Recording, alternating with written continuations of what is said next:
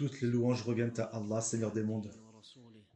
Que les éloges, le salut et les bénédictions d'Allah soient sur son serviteur et messager, notre prophète Mohammed, ainsi que sur sa famille et tous ses compagnons. Ô Allah, pardonne-nous à notre shir et à tous les musulmans. Ceci étant dit, l'auteur Abu Zakaria Yahya ibn Sharaf al-Nawawi rahimahullah rapporte dans son livre, d'après Al-Aghar al-Muzani radiyallahu anhu, le messager d'Allah sallallahu alayhi wa sallam a dit, il arrive parfois à mon cœur de se laisser distraire. J'implore alors le pardon d'Allah 100 fois dans une même journée. Rapporté par Muslim. Le shir dit, Bismillahirrahmanirrahim, toutes les louanges reviennent au Seigneur des mondes. J'atteste qu'il n'y a pas de divinité ni d'adoration en dehors d'Allah, l'unique qui n'a pas d'associé. Et j'atteste que Mohammed est son serviteur et messager. Que les éloges d'Allah et le salut soient sur lui, ainsi que sur sa famille et tous ses compagnons. Ô Allah, enseigne-nous ce qui nous est utile, et rends-nous profitable ce que tu nous as enseigné. Augmente notre savoir et améliore l'ensemble de nos affaires. Et ne nous livre pas, ô Allah, à nous-mêmes, ne serait-ce autant que d'un clin d'œil. Ceci dit, l'auteur, rahimahullah, a précédemment mentionné dans ce chapitre de nombreux versets où Allah ordonne à son prophète sallallahu alayhi wa sallam d'implorer son pardon. De nombreux versets où Allah ordonne à son prophète d'implorer son pardon. De nombreux versets existent à ce sujet, mais l'auteur n'en a cité que quelques-uns. Ces hadiths, en commençant par celui d'Al-Aghar al-Muzani et celui d'Abu Huraira, radiyallahu anhuma, mettent en évidence l'application et la conformité du prophète sallallahu alayhi wa sallam à l'ordre d'Allah azza wa jal. En effet, le prophète sallallahu alayhi wa sallam implorait de nombreuses fois le pardon d'Allah. D'ailleurs, le noble compagnon Abu Huraira radiyallahu anhu a dit, je n'ai vu personne prononcer autant de fois que le messager d'Allah sallallahu alayhi wa sallam la formule je demande le pardon d'Allah et me repens à lui. Donc le prophète sallallahu alayhi wa sallam implorait de nombreuses fois le pardon d'Allah. Dans une seule assemblée, on pouvait compter qu'il implorait le pardon d'Allah et se repentait à lui plus de 70 fois. D'après Al-Aghar al-Muzani, le messager d'Allah sallallahu alayhi wa sallam a dit, il arrive parfois à mon cœur de se laisser distraire. J'implore alors le pardon d'Allah 100 fois dans une même journée. Rapporté par Muslim. C'est le tour du lecteur. Le commentateur, Cheikh Faisal ibn Abdel Aziz al-Mubarak, rahimahullah, a dit, Ibn Hajar a rapporté dans Fath al-Bari la parole de Iyad qui dit, la distraction signifie une interruption dans l'évocation d'Allah alors que le prophète avait l'habitude de constamment l'évoquer. Ainsi, s'il s'interrompait de l'évoquer pour une quelconque raison, il considérait cela comme un péché et implorait le pardon pour cela. Il a aussi été dit qu'il s'agit des suggestions de l'âme qui peuvent toucher le cœur. Al-Nawawi poursuit, Abu Huraira radiyallahu anhu rapporte avoir entendu le messager d'Allah sallallahu alayhi wa sallam dire, par Allah, j'implore le pardon d'Allah et je reviens repentant à lui plus de 70 fois par jour. Rapporté par Al-Bukhari. Le cheikh explique. Ce hadith, celui qui est rapporté par Abu Huraira, est similaire au précédent et évoque aussi les nombreuses demandes de pardon que faisait quotidiennement le prophète sallallahu alayhi wa sallam. Le lecteur reprend. Le commentateur du hadith a dit, rahimahullah, ce hadith incite à demander le pardon d'Allah et à se repentir.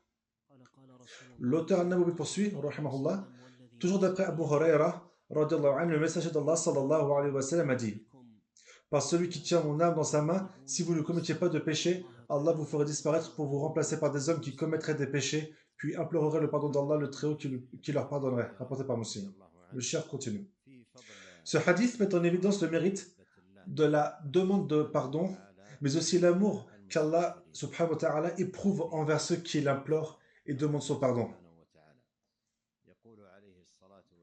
Le prophète sallallahu alayhi wa sallam a dit, par celui qui tient mon âme dans sa main, si vous ne commettiez pas de péché, Allah vous ferait disparaître pour vous remplacer par des hommes qui commettraient des péchés, puis imploreraient le pardon d'Allah le Très-Haut qui leur pardonnerait.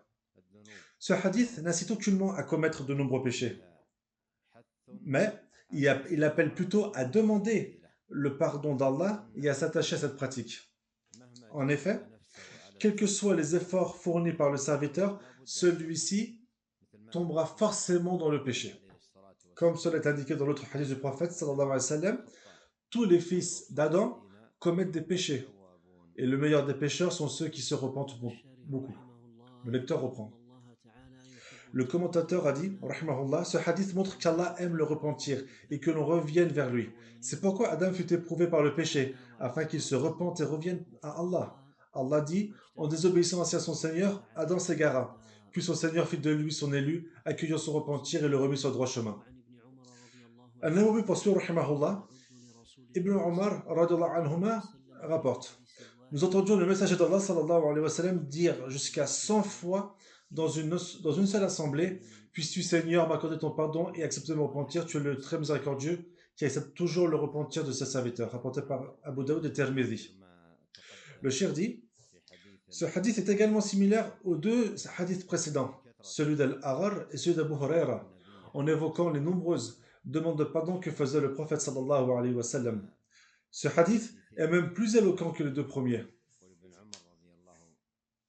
Dans ce hadith, Ibn Omar a dit, nous entendions le messager d'Allah sallallahu alayhi wa sallam dire jusqu'à 100 fois dans une seule assemblée, puisses-tu Seigneur m'accorder ton pardon et accepter mon repentir, tu es celui qui accepte le repentir de ses serviteurs, le très miséricordieux. Le lecteur reprend. Le commentateur a dit, ce hadith montre une soumission supplémentaire à Allah et met en évidence l'une des règles de bienséance liées à la vocation, consistant à clôturer la vocation avec les noms d'Allah qui lui conviennent. Le cheikh dit, oui, car après avoir demandé le pardon d'Allah et s'être repenti, dans ce hadith, il clôturera son invocation par ces deux noms, At-Tawwab, celui qui accepte le repentir de serviteur, et Ar-Rahim, le très miséricordieux. Le lecteur reprend. L'auteur An-Nawawi poursuit. Selon Ibn Abbas, le prophète sallallahu alayhi wa sallam a dit, celui qui ne cesse d'implorer le pardon d'Allah se verra soulagé de chacune de ses angoisses par Allah, qui lui ménagera une issue à chaque difficulté et pourvoira de la manière la plus attendue à ses besoins, rapporté par Abu Daoud. Le Cheikh dit. Ce hadith rapporté par Ibn Abbas referme 3 bénéfices mondains liés à la demande de pardon.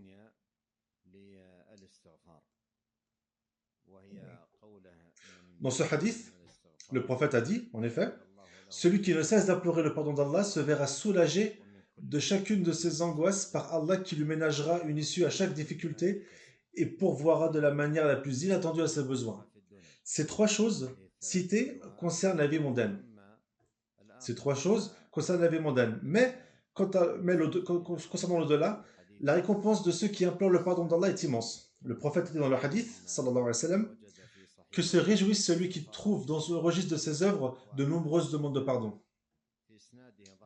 Et bien que la chaîne de transmission du hadith d'Ibn Abbas soit faible, son sens est tout de même correct. Et de nombreux autres hadiths ont été rapportés montrant les nombreux bénéfices de la demande de pardon et de ses effets grandioses ici-bas. Comme la parole de Noé alayhi salam dans le Coran. Je leur ai dit, implorez le pardon de votre Seigneur qui est si clément. Il arrosera vos terres de pluies abondantes, multipliera vos richesses et vos enfants, et vous accordera des jardins et des rivières. Le lecteur reprend. Le commentateur a dit, rahimahullah, ce hadith montre que le bénéfice de la demande de pardon revient à obtenir ce qui est souhaité dans ce bas monde de l'au-delà. L'auteur poursuit. D'après Ibn Mas'ud, le messager d'Allah sallallahu alayhi wa sallam a dit, quiconque dit j'implore le pardon d'Allah, en dehors de qui il n'y a pas de divinité en droit d'être adoré, le Dieu vivant éternel, et je reviens lui repentant, verra ses péchés pardonnés, même s'il a fui le champ de bataille. Rapporté par Abu Daoud et Tirmidhi al-Hakim, pour qui le hadith est authentique, selon les critères de Bukhari Muslim. Le cheikh dit. L'auteur cite ensuite ce hadith rapporté par Ibn Mas'ud afin de montrer le mérite de la demande de pardon, mais aussi le mérite de la formule mentionnée dans le hadith, qui dit quiconque dit j'implore le pardon d'Allah en dehors de qui il n'y a pas de divinité en droit d'être adoré, le Dieu vivant éternel, et je reviens à lui repentant. Cette formule est vraiment grandiose, car Cette formule réunit trois choses. La première, la demande de pardon. La deuxième, l'unicité. La troisième, le fait de se rapprocher d'Allah à travers ses beaux noms. Ces trois points donc ont été réunis dans cette formule. La demande de pardon efface les péchés, alors que l'unicité et la sincérité effacent le polythéisme. La demande de pardon efface le péché, tandis que l'unicité efface le polythéisme. C'est pourquoi ces deux choses ont été regroupées. Nous verrons aussi dans le hadith mentionnant la meilleure manière de demander pardon à Allah que ces deux choses ont été regroupées. Dans de nombreux textes, nous remarquons la présence à la fois de l'unicité et de la demande de pardon. À l'instar du verset que nous avons déjà mentionné, où Allah dit « Sache donc qu'il n'est de divinité ni d'être adoré qu'Allah, et ceci est le tawhid, et implore le pardon de tes péchés. » Les deux sont donc souvent cités ensemble, car chacun d'entre eux efface quelque chose. La demande de pardon efface les péchés, tandis que l'unicité efface le polythéisme. Le prophète sallallahu alayhi wa sallam dit « Quiconque dit j'implore le pardon d'Allah en dehors de qui il n'y a pas de divinité en droit d'être adoré, le Dieu vivant éternel, et je reviens à lui repentant, verra ses péchés pardonnés même s'il a fui le champ de bataille. » Verra ses péchés pardonnés même s'il a fui le champ de bataille. Car fuir le champ de bataille est considéré comme un grand péché, comme cela est évoqué dans le hadith des 7 destructrices, où le prophète sallallahu alayhi wa sallam a dit « Évitez les 7 destructrices ». Et parmi les choses qu'il évoqua, le fait de fuir le jour de la bataille. C'est donc un grand péché. Et il est connu que les grands péchés ont besoin d'un repentir. Les grands péchés ont besoin d'un repentir comme Allah le Très-Haut le mentionne dans sa parole. Si vous évitez les péchés les plus graves qui vous sont interdits, nous effacerons vos péchés véniels. Et le prophète sallallahu alayhi wa sallam a dit dans le hadith, entre les 5 prières quotidiennes, entre la prière du vendredi et celle du vendredi prochain, et entre le jeûne du ramadan au ramadan suivant, les fautes sont expiées tant que les grands péchés sont évités. La règle de base est donc que rien n'expie les grands péchés sauf le repentir.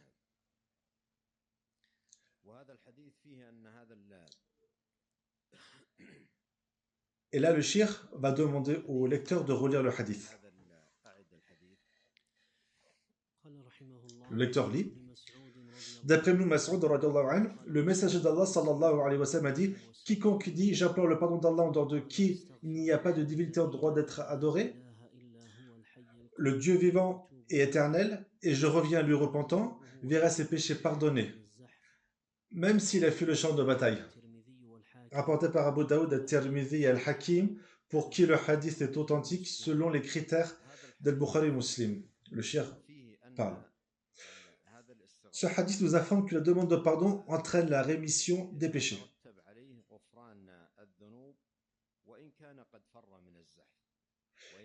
Même si la personne a fui le champ de bataille.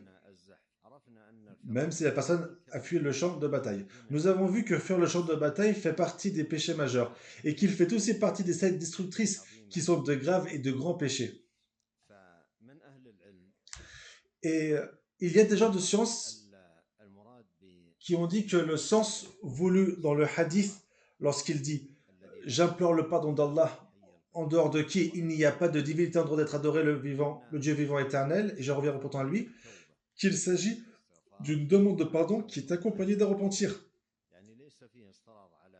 Et il dit, le prophète, « Et je reviens à lui repentant », c'est-à-dire que la personne ne persiste pas dans le péché et s'en repent. Si tel est le sens, alors la question est claire, car il y a eu un repentir.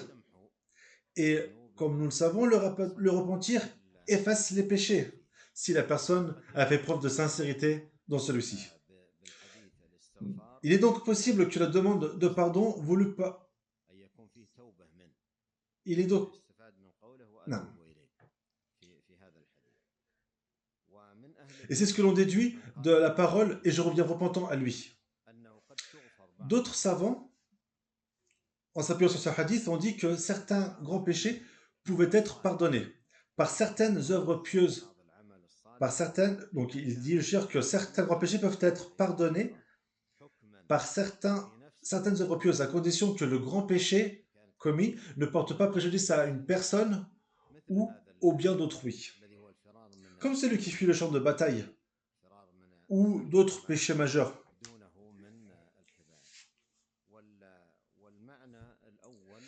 Cependant, le premier sens stipulant que l'on ne doit pas persister dans le péché en demandant le pardon d'Allah est plus probant. Et Allah, subhanahu wa ta'ala, est plus savant. Le lecteur reprend. Le commentateur, rahimahullah, a dit concernant ce hadith: celui qui implore le pardon d'Allah et se repent à lui verra tous ses péchés pardonnés, petits et grands. An-Nawawi poursuit, rahimahullah. Selon Shaddad ibn Aus, le prophète sallallahu alayhi wa sallam a dit: la meilleure manière d'implorer le pardon d'Allah est de dire: ô Allah, tu es mon Seigneur, il n'y a de divinité digne d'être adoré que toi, tu m'as créé et je suis ton serviteur. Je suis autant que possible fidèle à mon engagement et à ma promesse envers toi. J'implore ta protection contre le mal que je commets, je reconnais tes bienfaits envers moi et confesse mes péchés. Puisses-tu me pardonner, car nul autre que toi ne peut pardonner les péchés. Le prophète sallam ajouta: quiconque prononce sincèrement ces paroles dans la journée puis meurt avant la nuit est promu au paradis. De même que celui qui les prononce sincèrement la nuit puis meurt avant le lever du jour. Rapporté par Al-Bukhari. Maintenant le cheikh va prendre la parole. Nous expliquons ce hadith dans le prochain cours, Inch'Allah. Qu'Allah nous fasse profiter de ce qu'il nous a enseigné et nous rajoute en science et réussite. Qu'Allah réforme toutes nos affaires et nous guide vers lui en empruntant le droit chemin. Ô Allah, pardonne-nous ainsi qu'à nos parents et les leurs, à leurs descendants et nos savants, à nos gouverneurs, aux musulmans et aux musulmanes.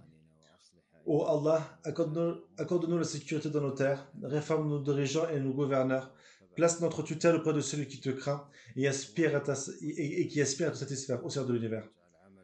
Ô Allah, guide notre roi et fais que ses œuvres te satisfassent. Raffermis-le dans ses propos et ses œuvres. Ô Allah, accorde la réussite à son héritier dans ce qui relève de l'intérêt des pays et des serviteurs, dans ce qui renforce l'islam et réforme les musulmans. Ô Allah, dissipe l'affliction des musulmans qui la subissent, soulage la détresse de ceux qui en souffrent, règle la dette des endettés, guéris nos malades et ceux de tous les musulmans, fais miséricorde à nos morts et ceux de tous les musulmans. Ô Allah, réconcilie-nous, lie nos cœurs, guide-nous sur les voies qui mènent au salut, fais-nous sortir des ténèbres vers la lumière, protège-nous et tous les musulmans des troubles apparents et cachés. Ô Allah, sauve les musulmans opprimés, protège leur sang et préserve-les par ce dont tu préserves tes serviteurs vertueux. Ô Allah, saisis les ennemis de la religion qui ne sauraient te rendre impuissant. Ô Allah, nous te plaçons dans leur gorge et nous nous réfugions près de toi contre leurs maux. Seigneur, accorde-nous une belle part ici-bas ainsi qu'une belle part dans l'au-delà et protège-nous du feu. Ô Allah, réforme pour nous tous notre attention, notre descendance et nos œuvres. Gloire et louange à toi, ô Allah. Je témoigne qu'il n'y a de divinité en droit d'être adoré que toi. J'implore ton pardon et reviens à toi repentant. Wa sallallahu wa sallam ala nabiyyina Muhammad wa ala alihi wa sahbihi ajma'in.